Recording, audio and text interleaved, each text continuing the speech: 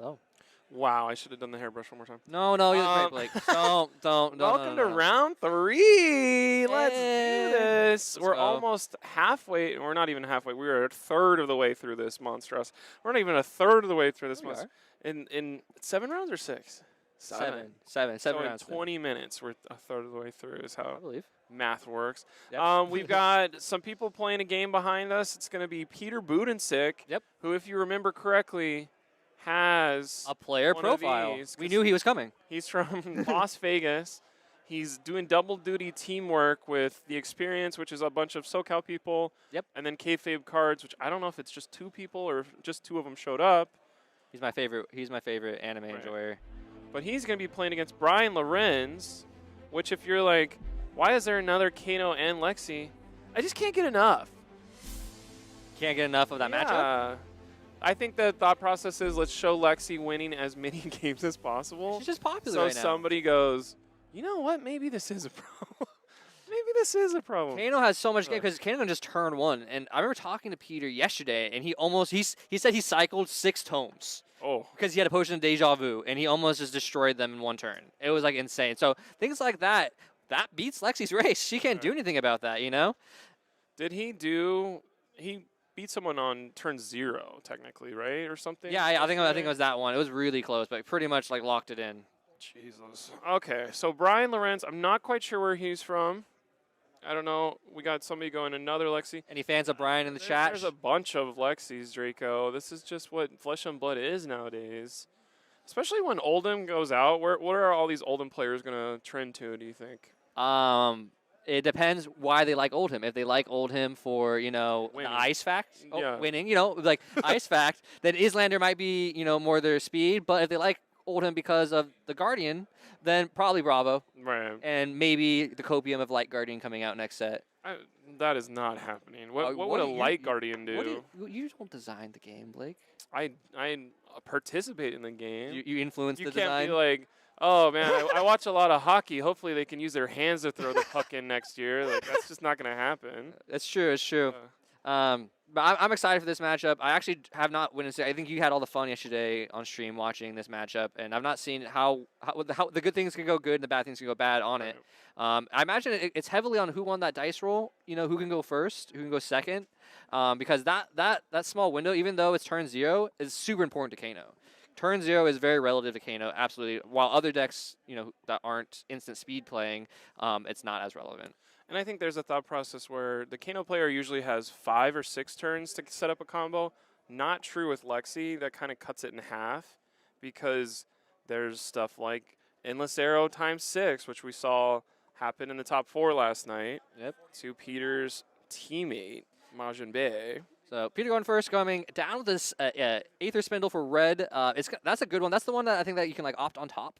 And then put it in any order. So it's a really good one for just already digging through the deck and finding that big combo line. And Peter's fast. He knows these lines. He practices. His teammate Mahjong Bay was also playing a Kano deck. Apparently they're the same list that they're both running. And Mahjong Bay had great success in the top 8. He's not here today, but Peter might be able to show the world how good this Kano list is. And if you're paying attention, there's only AB2 on Lexi's side. So any dice that we see, just 3 of it's going to go in, or if it's minus the dice by 2, and that's what's guaranteed to hit. Yep. So Peter's going to hit for 4, it seems like. So he's going to be able to look at 4. It is this Aether Spindle is boosted from the Aether the weapon that gives it +1 damage. Right. Someone in the chat says that Brian is from NorCal, came all the way down. I've heard of NorCal. So it's NorCal versus Vegas. What does for now mean? NorCal for now. We sometimes SoCal, they see how much fun we have down here, and they want to come down here. And we've had some people move from NorCal to SoCal. Apparently, yeah, Alan Lube moved here recently, and Tao Tao moved southern. Joining on the ship. So now I got to play Tao Tao at RTNs. I hope you really like that skirmish win. No, I hope you really savor it. Happening again. All right, so Sonic Boom was found on top. Then the Blazing Aether. This is an insane opening turn. AB2, like you said, so whatever this is, -2 is the most that Brian can absorb from it. Getting that chip damage is going to be huge, especially this early in the game, because all Kano is doing is trying to get you to that lethal point, that confirm, pretty much. Right. Like, they can do 20 damage to you, but they need to get you there. I think the breakpoints are like 24 and 32. Like 32 is like if everything goes right on a double wildfire, that would just be bad luck for Brian. Now we get to play Lexi turns.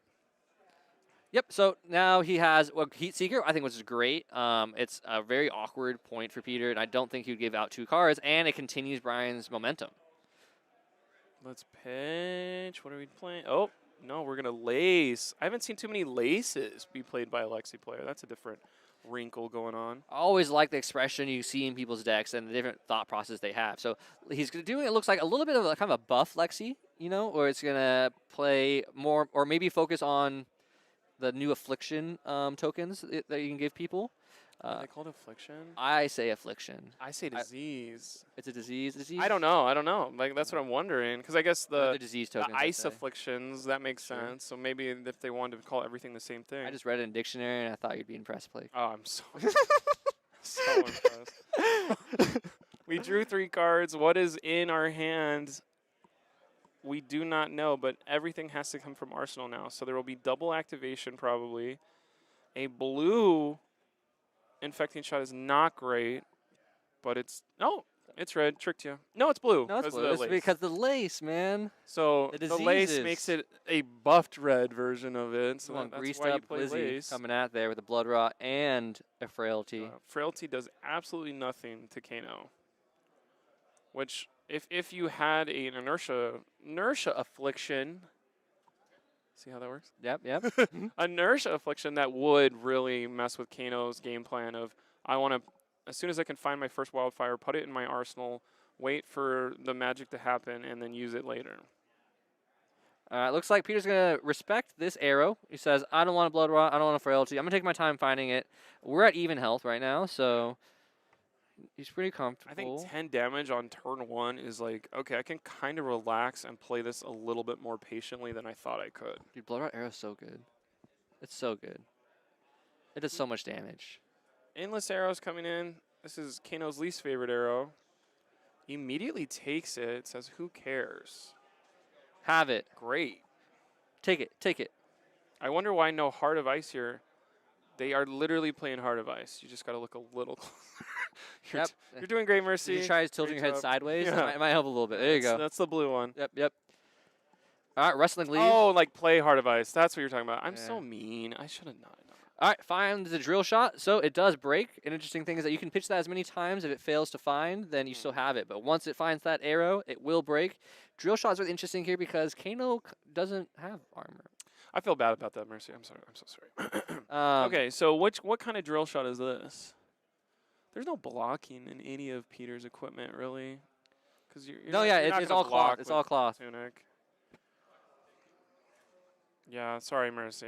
Said, Jesus. My bad. Focus on the game. My bad. That's why that's my first. It's okay. It's okay. Out of stomachache. I heard about the revel guts. What a mess. The howl from beyond down there. We blocked some of that. Uh-huh. Now Heat Seeker. What are you going to do about that one?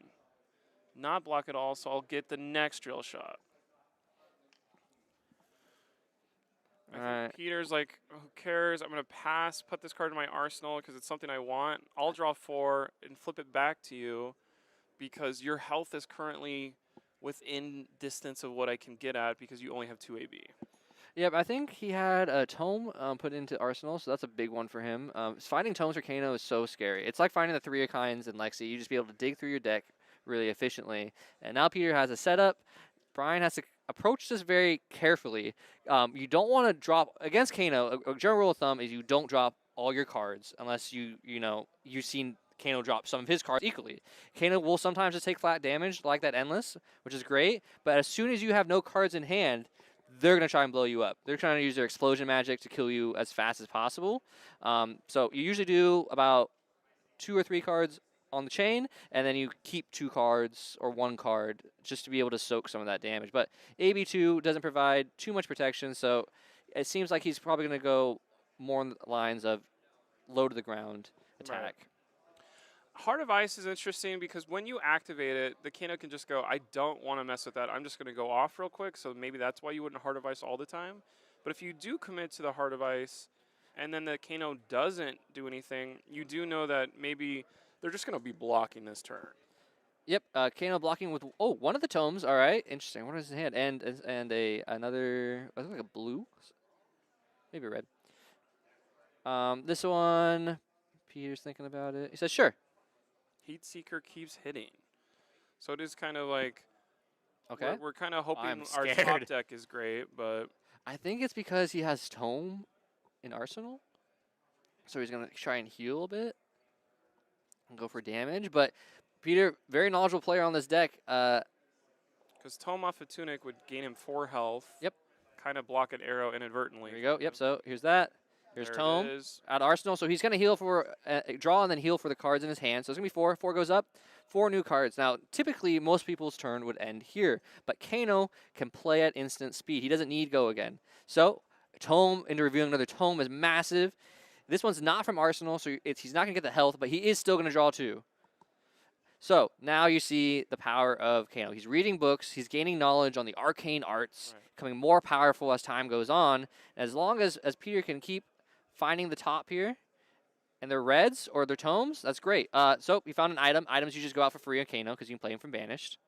Potion of Deja Vu is very interesting because now every card in his pitch zone could be a kill target of I can just flip this back the way I wanted to, and I know technically these could be the top 3 cards in my deck at any time I want them to be. Swell Tiding pitch number 2. Lots of reds. So just pitching to filter hand, stack a bit. He's going to see what order he likes it in, put it at the bottom, and then redraw up. I wonder what he put in his arsenal. Oh, I saw Wildfire. You saw the glimpse of that. That's the piece you need to really pop off. And the Potion of Deja Vu is really interesting. If people don't know, is that you can put it back on top, and if he is able to pitch a very lethal red stack and put it back on top, oh man, the damage you can get out of that is double digits. I think that's one thing that's interesting is the only hero in Flesh and Blood currently that can like do exponential damage is Kano. And so like Briar? there's like to double it. To continue doubling. 2 times 4 or Gotcha. 2 times 2 times 2 Yeah. is like holy crap instead of 2 plus 2 plus 2. Yeah. So the fact that he like works on a different axis is why we start with 10 less health, where we start with maybe some of his cards block for 2, like tomes or whatever, instead of everything blocks for 3 in Wizard. All right. Ryan coming in careful. Heart of Ice, Premeditate, and a Bolton Shot. So Bolton Shot is going to have go again. You see now that he's holding 2 cards. He's ready for something to happen because this is when Kano starts taking damage to sure, you're like, why? Right. Why is that okay? You're very scared of what they have in their hand, and you just want to be ready for it. And you have to soak up some of that Wildfire, else they get exponential, like you said. You also have to try and kill him, though. Like, you can't be like, That's true. I'm just going to keep cards in my hand and hope for the best, because then you lose that way, too. You can't run out of cards. Right. And it's just like, it's a tightrope. Or who was saying tightrope all the time at their press release? I don't know. Oh, it was James Marsden in his jury duty stuff. Did you watch that show? It was like Joe Schmo, where one person is not in on the joke and everyone else is actors. He's like, it's a tightrope. So yeah, it's a tightrope to beat Kano of do you have cards in hand or do you not have cards in hand? And the thought process of reload from the Bolton Shot is nice unless you need that card to like keep it. Look how suspicious he is. For AB, yeah. He's like, why are you taking all this at 7? What do I do here? Because if we load that, okay, here's 4 more, but you don't, or 5 more, but you don't die. But now I am under the mercy of can you do 30? Which is very hard to do under Heart of Ice, so that's why we're playing Heart of Ice and activating Heart of Ice. Heart of Ice is good. Heart of Ice says anytime your opponent plays a card on your turn, it adds 1 to it. So it's pretty much a mini channel like Frigid, but the Kano player can activate all their stuff in response to it, and then it does nothing. So it is kind of like all in or all out. Yep. So it's kind of like a little safety blanket. Right. Nice. Okay, that makes sense why Heart of Ice played in the matchup then. Peter at 2. I am scared if I'm Brian. I'm sitting in my seat. 2? Because I'm assuming you would want to do some Arcane on this turn to try and get cards out of Brian's hand, making a window for you on next turn to win. I think that's an Iron Ophidia approved by a judge. Wow. Because there is issues in the past with Kano players having Iron Ophidia, and having other cards not be foil, but Iron Ophidia only comes in foil, so it becomes bent, and then people would say, oh, you were doing something shady. But this seems to be the best solution for everybody. You go to your judge, This is a great card to play. ask for a proxy, and this is completely legal. This does whatever damage comes through on this, we're going to add to our next spell. This is Aether Flare. That's the one that buffs, right? I think you would. It is interesting. You want to block the wildfires. Yeah. So, kind of on Kano's own attacking turn, you don't want to use your cards because then they draw up and just kill you on your turn. So if it doesn't feel too scary, take this 3 damage. Take maybe 4 more. Go to like 23, 22, and hope to hit the wildfire next turn. Because the wildfire is the exponential damage. And the chat says there's 2 of them. Chat believes that the thing in the arsenal is another wildfire. So it would make sense. A lot of fire on those cards. A lot. And so that would make sense to him going down to 2 because that he can just create an exponential amount of damage here. I think the other thing I love about Flesh and Blood that you cannot replicate online at all is the thought process of if Brian has 4 reds in hand and pretends to think about what he's doing for a long time, the Kano player may get a little gun shy of like, oh, I shouldn't go all in because they do have some blues. Looks like he has 2 reds. Yep. But Takes when you see somebody pitch 2 reds, which is massive here for Wildfire. yeah, you're like, goodbye. I just rip 2 cards out of your hand. I know they're red. You don't have any floating. I hope this card in your hand's a blue. It won't be, yeah, because like whenever we use, I don't know if he's going to Crucible this and use his hands too, or if this is just soft. Oh no, it's on his own turn. This isn't going to. This is his own turn. This is just 5 damage coming at you. He still hasn't activated Storm Striders either. So he still has plenty of options. Now, Chad's saying that Peter might have an all-red hand, which will make it hard to really push through that last amount of damage. So we'll have to see how he solves this. Does he Ragamuffins? I think he's just trying to get a little more chip to get him to, like, 22 is like an easy kill. 32 is the hard one. If you have under 20 health against Kano, you better be swinging for lethal in the next turn. Yep, it looks like Chat was a little bit right, saying that he might have had all reds. He couldn't have paid for this whole entire combo, so he chose to get him as low down as possible. No Heart of Ice this turn. That's We're massive. just going into a 7 damage attack, which is representing lethal. All right. Blood Rot would kill if this hits at all. Sonic Boom's massive here. So we're going to go for it. If you're Peter, the number's 24, and that is a number that 12 times 2. So can you do 12 and then go find the doubler specialization card? Second hand had 2 blues so far. Peter being patient here is going to be paying off for him. Activating Striders. There's the Crucible. Activating Crucible for the pump for +1 on any the next wizard action or next arcane you would do. Spell. Wildfire coming out of Arsenal. No. I didn't think that would be Wildfire. What? All right. He still has 2 floating. Still has a Sonic Boom. 1 more card in hand. Gonna use the Metacarpus. I love that Brian was like, you gotta use your hands too. So I definitely die, helping him out a little bit. All right, so this is very interesting for people at home who may not experience too much Kano. This is not resolving forwards; it's resolving down back. So it's going to go kind of like how in some other card games it resolves down. It goes Ragamuffins will go, then the hands will buff, then Wildfire go down, go up. So it resolves very differently than typical layers. Oh, Potion and Deja Vu. Let me go do what I want to do. Yep. I'm going to look at these cards first, which doesn't make a lick of sense because what are you going to do, bro? You don't have any AB. No AB. And I think that he's putting something on top that probably costs 0, so he's able to just get that little bit of extra push damage. I mean, that zap is just goodbye. Peter is definitely not blocking here. He says, my math's good. I think that I have lethal. That's going to resolve. I get to Ragamuffins. whatever card. Oh, okay, yep. Ragamuffins goes here, puts it on top. So now he switched out his hand for a blue. Very clever with Deja Vu. Very clever.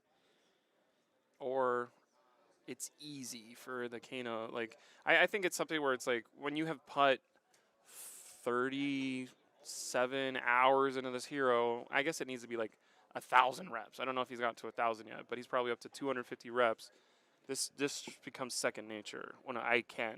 Yep. I could never do this. Brian had a blue, so that's going to be soaking up 2 of the Aether, Great.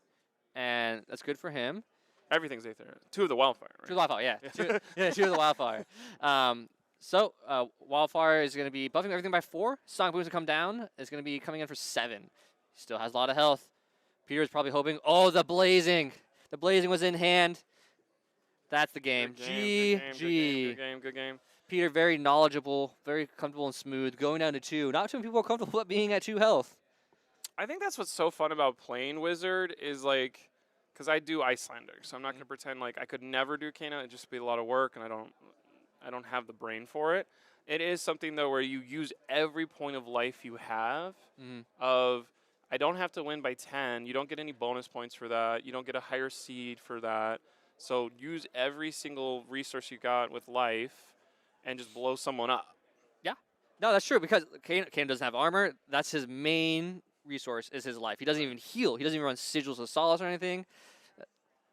His main resource is just time. Like he can do a whatchamacallit. Like he just breaks the time continuum and does whatever he wants. He's the Lord of the Aether. Game. Of Yeah, the Aether. Like not only is he doing exponential damage, he's also hitting a different axis of like, I'm playing on your turn. Yeah, man. Which is interesting because like friendly. Like 2 years ago when I first started playing this game, somebody's like, watch me play this Kano deck. And it was like, we can't play this against new players or whatever because it's so hard to like, and like somebody just goes, and that was before Wildfire. And it was just like, I'm going to do this, and you're just looking over there and like, I mean, that looks cool. And like maybe Magic players are like, I love that kind of stuff. Yeah. But I love the like, I'm going to attack for 4, but you have the perfect 4 block. And the only perfect 4 block that we have against Wizards is Oasis. Yeah. So I don't know how you watched 10 Kanos walk in here yesterday, and you don't put at least 1 or 2 Oases in your deck no matter what. Yeah. Yes, it maybe makes some of your other matchups a little worse. No, but it's sideboard. if you're teching for Oldham, okay, there's what am I more worried about? My matchup against Oldham where I can use everything I have and hopefully I draw correctly, or I need an Oasis to stop Kano or I will lose. Well, so I play Oasis as my sideboard. It's for me, it's a 2 of. It has lots of different actual uses just besides Kano because it gets around Dominate. It gets it gets around some crush things. Azalea gets attack react decks. You can respond to it like attack react on top and stuff. So it does have use. I think it's great sideboard material. Kano, I don't think is super warping. I think, at least for me, I have a fairly high percent win in Kano. As long as you rush them down and you are responsible, you don't just say no cards. I bet you don't have it. You know, like you need to make sure that you're being responsible about how you pay into him and respect, or you see what happens. You know. And I think we have people coming out for Dusk Till Dawn. So we have Vincett's coming out, and she's only going to have 3 cards on her turn because she has to banish at least 1 card every turn. Yeah. And, like, Kano's probably going to be able to hit some breakpoints on her. Like, basically, not IP3, or what is it? Your intellect is almost 3, but you're getting you're starting with 1 and you put it in it's another hand. And it's like, if you draw 3 reds or whatever, and I'm Kano, and you're, like, that's going to be a matchup where maybe Kano is going to be at Nationals. Yeah. Like, Prism, we saw the young hero only has 15 health? Yeah, it was like really small. 16 health? Really small. And so it's like, will the old one have the same hero power and the same health doubled? And now Prism only has 32 health? That would be insane. Of like, we're already at a breakpoint. I don't even have to get my first 8 damage against you. Like, if I draw double Wildfire, I can kill you before you get ward up. It is interesting of like, I'm wondering what the matchup between Prism and Kano looks like after all is said and done, because it was so good for Prism. That if it's a little bit easier, I think Kano will be at Nationals. So figure it out. Kano, always have your AB in your sideboard. People are always checking people at events. I remember it's very famous. What happens at a PQ is like, we don't have any Kanos in the local area. You know, I don't need that much AB. Kano comes in, blows everyone up because no one brought AB. Is that Ryan? It is a couple of different guys. That's Eugene. Eugene did that on a PQ, but Eugene's a good player. But somebody I know from Simi Valley was like, oh, I didn't like. My local meta knows me, and then there was another one where it was like a sealed. Yeah. So they drove 5 hours and just like Bomb. I guess 5 hours isn't sending. I don't know why I asked if it was you, but it was like 5 hours round trip, and they just beat an RTN down. With He's Kano like straight nobody up. knew what Kano was there. Get your reps. More Let's arcanes coming. James go. White even said there might be an all arcane set coming out, Yeah. but that's just a rumor.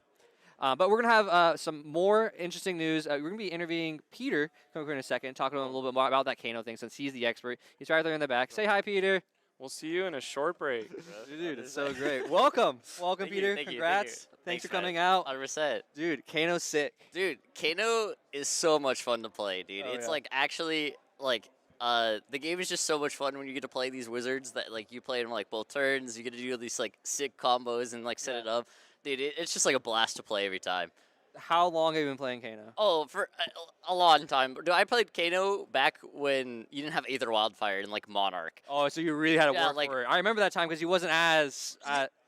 Dude, I remember watching Alex Vore play like this is like OG Ordry lore. Is like when you only had webcam like Blitz like way back in the day. okay. I remember Alex Vore used to play, and it was like the worst quality like on his phone, and then like his desk was like super there. And I used to watch like old VODs of like him playing, and then I met him at the first ever like nationals for Vegas, and I was like, "How are you beating people with this deck? I have played it. I've like played it at locals. I've played it like for friendlies and stuff like that, and I'm getting cooked out here." And you couldn't crack it. And then Yeah, he was like, "Watch me cook," and then it was over, bro. I've been figure it playing out? Kano for a long time. Yeah. It's just like a passion. Like now he's good, Yeah. right? Like there's been certain metas where he's like absolutely unplayable. Like before Wildfire, that you could not win with that deck. That No. deck was so hard to win with, Yeah. but nobody respected it. And then now you see like Kano actually having good cards, Kano being somewhat relevant to bring a lot of people to win. So yeah, it's really good. Remember when they nerfed you right before Worlds?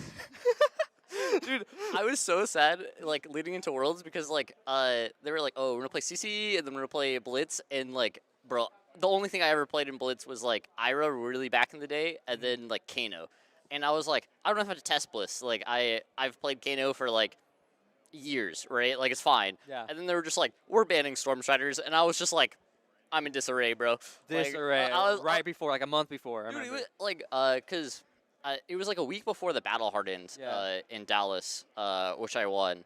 I was like, they banned Stormstriders, and I remember talking to Brennan Patrick, and we looked at each other, we're like, bro, how could we ever win like without Stormstriders with Kano? They're like, why do they hate us? And I was like, yeah, like my entire like Blitz testing was like thrown off because I was like, oh, I don't need to practice, and then I like went back and I was like, I need to practice heavily now, like so it was good. You gotta get those reps. My buddy Blake, I think, described Kano very interestingly. Playing against it and playing as it, it's like walking on a tightrope. Oh yeah. It's like you gotta walk down like a very narrow path. You gotta know what you're doing. Going down to 2 must be scary. Oh yeah. Tell us about that game where you're thinking, because you took a lot of big hits, but you seem very comfortable the entire time. Yeah. So basically, there's a lot of different ways. So this, obviously, my opponent's a really good guy, really good player, and he was actually, if you watched yesterday, Majin actually played against him in his Winnenden that you saw. It was off camera, but he actually played against him in his Winnenden.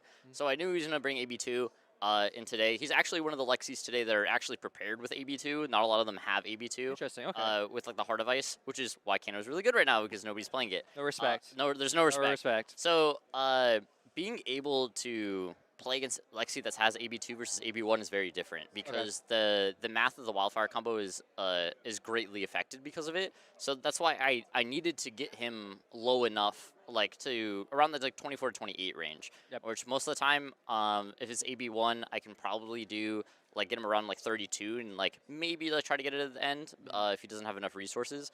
But especially when you have AB2. You need to chip him down. So I was blocking pretty aggressively on certain cards. He was kind of looping the endless arrow on me, which is like It happens. it That's what Lexi does. Yeah, that's what he, Lexi does. he had multiple arrows that like all had good on hit effects. Like the heat, like he hit me with Heat Seeker twice, and gladly the second one only hit a blue. So I was like, thank God. Yeah. I was like, surely he doesn't get another relevant arrow here, right? But no, he was playing like Lace with like frailties and and Bloodlots. I think those cards are like really good in Lexi, and it's a different way to take the deck. But going to the last round when he had the endless arrow, and then he said +1 on it to come in for 5. Yeah. I was wondering, we did the math after the game we were talking, and I was like, if you did go again, could you like take multiple cards out of my hand? And I only needed to block 1 card and live at 1, so it wouldn't have changed anything, and we've been an AB1. Yeah. But just being able to like, I had to take all the damage to be able to like double spell on his turn to chip him enough for, you know, I had Wildfire in Arsenal, I had Blazing in hand, I just needed to get him less in cards so he can't pitch as much and have him commit into me. So yeah. Find that opening, and that's another thing we're talking about. How Kano, you're coming in pajamas. Yeah. You got no armor. It's just your health. You got no heal. Yeah, like this game I could have blocked with the Tunic for 1, and I just decided to let it go to get the resource that mattered off the Tome to gain before life. Like it. Super. That the opening turn is another aspect. Is turn 0 for Kano is different than for most people. Yeah. You know, so Kano's turn 0 is very important. Yes. Whether you're first or you're second, and your turn 0 was massive because it was massive. You broke 10. You made it even. The Scar for Scars were turned off. It was 30-30. You know, like it was interesting because I had the good like triple blue into Spindle start, which is like something that I always liked seeing. So I came in for 5, and then he only AB'd 1 the Spindle. Yeah. And I was like, okay, so he must only have like his hand must be like blue red red, like blue red red red, right? Yeah. And then he AB'd 1 that, and I was like, oh, he wants to load 2 arrows, and then I was like, okay, if I hit anything good off the Spindle and like to do more damage, it's gonna be really great. Yeah. Obviously, worked out in my favor of like being able to triple spell. He ended up being a little bit more and only loading 1 arrow, and then I did 10 damage to him, which is, you know, I only have to do so much more chip, and then but he gets to start with the 5-card hand, and then he had the lace into 3 of a kind, and I was like, all right, you know, that's a hard one. It's the Lexi matchup is really it's a coin flip. Like it's pretty hard because you can kill them obviously because they only have AB1, AB2, but they do a lot of damage. And I think we saw that yesterday with your teammate Mahjong Bay. Yeah. He did burn through great, and then he played more Lexis in the finals. And he almost got there, but just not quite there. And you guys have the same list, correct? Yeah. So I built this list a couple of weeks ago. I've been practicing it at locals and like online. It's like, don't get me wrong, it's like eight cards off like a standard Kano list and stuff like that. It just has my spice. Your 8 cards. That's my 8 cards. Yeah. My 8 cards, right? No, it's just like I think the deck is really nice. I think it's actually super well positioned currently because of like the lack of AB on a lot of people. Like even Oldham is just like. The Oldham matchup was already good for you, and like Oldham just totally said, I will just lose to Kano no matter what. I'm gonna play AB1. Yeah. And they don't even try. They don't even play like AB3 Oasis anymore. And sometimes they could get you if like the draws were awkward. Now it's just like they just completely concede it. So there's so many decks right now, and especially because the meta's so wide, like you can't put so many slots in, and like.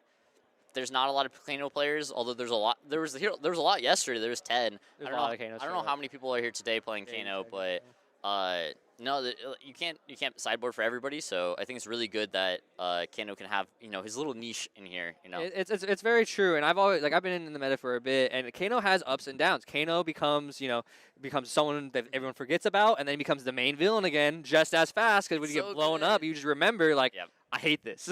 I hate this. I don't know what to do. And so I think he's definitely a very strong contender, too, because Lexi being probably the most predominant. We had 23 Lexis yesterday. A lot. You can, as you saw, race. You have a very effective race, too. Yeah. You're really sweating the entire time. If they only have AB1, it's a little bit easier for you because the AB1 versus AB2 math, it's so much easier to blow somebody up. It's an exponential difference, right? Of AB2ing Wildfire versus AB1ing Wildfire. Correct. I just think, it is so hard. Like yesterday, I actually got blown up by Lexi in Swiss. I did 27 damage to him on turn 0. Nice. And then it went to his turn. He loaded 2 arrows, and then he double rain razor 3 of a kind me, and I died. Yeah, I would die too. I would die too. I was like, that's just how the game goes. Like, he can present so much damage, and I can present so much damage, and it's just like we're walking that tightrope and just trying to figure out like, hey. who can get there, who can play the game, who can get the inches a little bit more. So I want to break it down, if you don't mind sharing some team Yeah. secrets. Your 8 cards of spice. First Yes. off, you said it's not that many, but they're mine. Well, I'll remind you, when you're cooking, when you're in there Oh. cooking you're cooking in the kitchen, you're eating. Cooking. You also do a little bit of salt, a little bit of pepper. You're not supposed to like dump the whole thing. Yeah. And so those 8 cards are a massive expression in how anybody plays. And I always encourage people to experiment with that sideboard or experiment with those group of cards. So what 8 cards make that difference for you that makes think Kano this is the way it should be played right now? Yeah, so something that I'll go for the more obvious one is going to be the red snapbacks, the 3 red snapbacks. So I actually I either really like this card and I really hate this card. Currently, I'm really liking this card. It is personally, I really like it when you have it's really good in the matchups where red Aether Flare gets a lot of value when they're playing AB1. Not the Lexi matchup because I knew he was playing AB2 going into it, but most of the time I'll bring it in versus him. Playing 3 snapback reds, and then it does so well with the red Aether Flares. Just being able to like come in with Aether Flare for 4 and then snapback for how much that deals plus there, you basically chip every single thing that you need for the combo right there. And when you don't have a lot of time versus these prevalent aggro decks, like especially like Fi, especially the Briars of the world. There's a lot of Fi here. Yeah, there's a lot of Fi here. Like you have to be able to chip like very effectively, and that's like the card I really like currently. Yep. And then we have a little bit of spice for the Wizard Mirrors and the Wizard Mirrors, either the Icelander or Kano. We're playing 4 1-for-4s on red.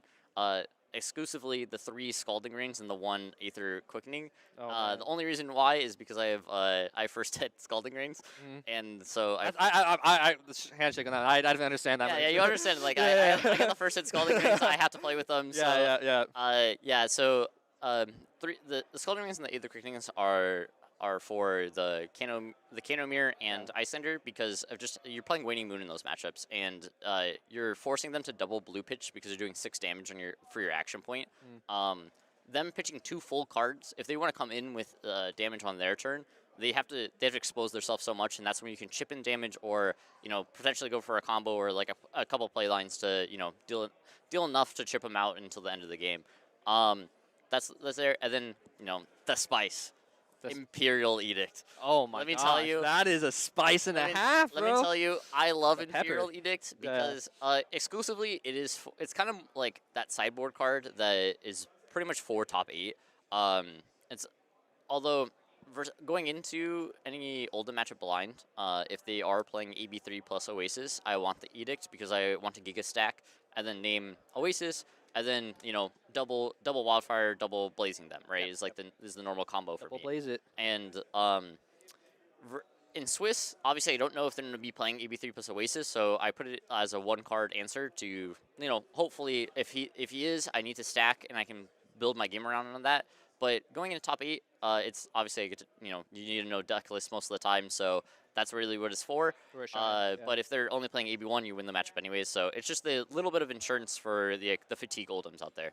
I think that makes sense. Yeah. I like it. It's a different perspective of a card that you don't see typically in the meta. And I previously I was talking about how these gray areas, when you're at this high level of play, and they have such good players, you can't hit them with the basic stuff because they'll know the answers right away. They'll slam a card down. They got the math already figured out. But when you hit them with something like a little hook, a little something that they've never dealt with, that's when you can get them kind of stumbled. That's when you can find you're in and turn a losing scenario to a better player and a winning scenario for you. Yeah, I think it's just like the small differences, and like I'm playing 2 Deja Vu potions main board, like just like the very, very small edges of like Deja Vu potions gets you lethal randomly out of nowhere. Like that was a sick Deja Vu thing. You put the blue on top, you switched out Ragamuffins. It made it so instead of me hoping that when I Ragamuffins there was just a blue on top so I can pay for everything, it made it 100%. Yep. And a card either making it 100%, like yesterday you saw Majin be able to, pitch Tome double blue, draw blue. He had a whole 3 pitch of value more because of the Deja Vu out there to make him almost win the entire game and to kill his opponent from like 30 something. Yeah. Right? So imagine if I like Ragamuffins hat like before, and now it's like I don't have a Ragamuffins hat, and Deja Vu basically works the same way to where I can put that card back on top and have enough resources to do it. So you can stack the top. Yeah, you can stack the top correctly. It's really, really, really good. Super great. Yeah. That's awesome. And I really appreciate one thing, too, is you coming out from Vegas. Yes, yes, to yes. show us your skill, your expression in this. I, And I always like coming out here and stuff like that. You know, Arcane, amazing guys, what you guys are doing in the Appreciate it. community and everything like that. You know, Thank you. being able to talk to everybody every single time I come down and stuff that just smiles, laughter, everything like that. So welcoming. So it's a great SoCal community out here. So I'm glad to be here. we're glad to have you. you. Before we wrap up this interview, is there anybody you want to shout out? You have a team? Yeah, yeah. Anybody out there? So shout out to Kayfabe Cards, obviously my sponsor. Yep. You know, great guys up Thank you, there, thank you. Yep. doing a lot for me. Good. Really helping me and Great you know guy. trying to play there. You know, shout out my Twitter at Mask Momentum if you want to see me shit post and have some very funny takes and let me cook. You know, Yep, that's the Flesh and Blood experience as that- well on that is the Twitter Flesh and and having Blood some experience. fun. If you want to see me play 6 different card games at the same event, you know that's Yeah. that's the place you want to go right there. You know, also shout out to the experience. You know, that's Experience, those are my let's boys. go, Those are my let's boys go. out there. And then Hemel as well. He gave me I traded my Marvo Katsu and he gave me the Marvo Kano I'm playing Looks this beautiful. weekend. Looks so Dude, nice. amazing German, bro. It's everything, So dude. It's good. so nice. So Alright. shout out to those guys. Shout out to everyone in the community. Thanks for watching. Thanks for staying tuned. We're going to be having more matches come up. This is only the first couple of rounds. We're barely even through. We're not even to top 8. We're going to see some more cooking going on, some more spice. See you guys. Oh, we have Meta Breakdown? Next one. Nice. And we'll have Meta Breakdown coming up to you soon. So please stay tuned. We'll kind of take a short break, like 10 minutes, and we'll get you guys some more action.